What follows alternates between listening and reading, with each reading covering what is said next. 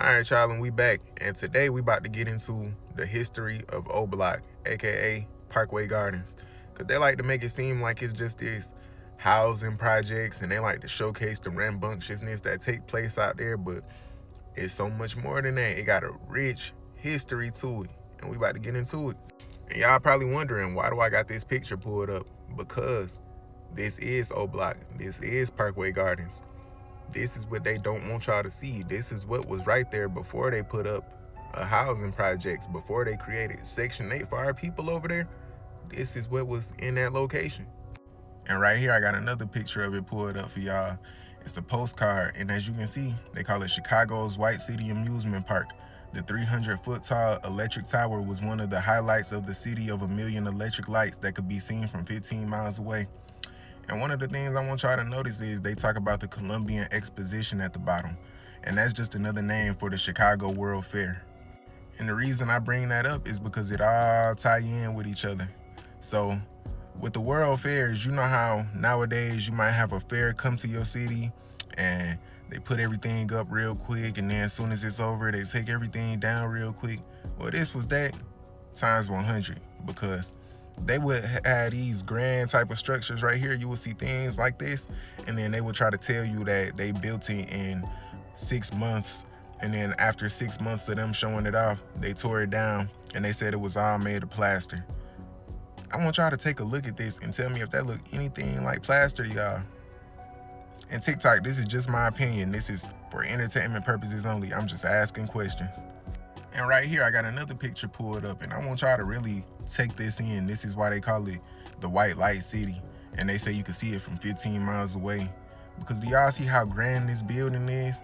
This is the same type of building nowadays you could see as a Capitol building or a Congress building, or it would be some type of state building for the government for them to operate out of. But do y'all see this? And I want y'all to remember 1900s, early 1900s.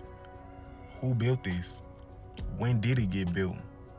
And we got another one. And right here, I just want y'all to take it in. Look at how small the people are compared to this structure. And then once you're done with that, take a look at the amount of detail that got put into each part of it. Each part of this could have took a year on its own just to build. Just look at the amount of detail, and then think about today. We are in, no matter what city you in this country, we all have seen a road get built, and that road don't even get done for about 2 years. They start on these things and they just be in the process of building them for years. They stop, they be taking long breaks over the winter, they barely operate. So I want y'all to ask, who built this? How did they build this?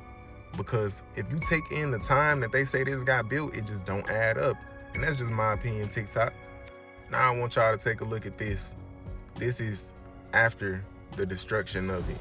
And if you look, it don't look like a natural event took place. These look like the same thing with Black Wall Street. It looked like they use detonation. It looked like they use some type of TNT, some type of explosives to bring these structures down.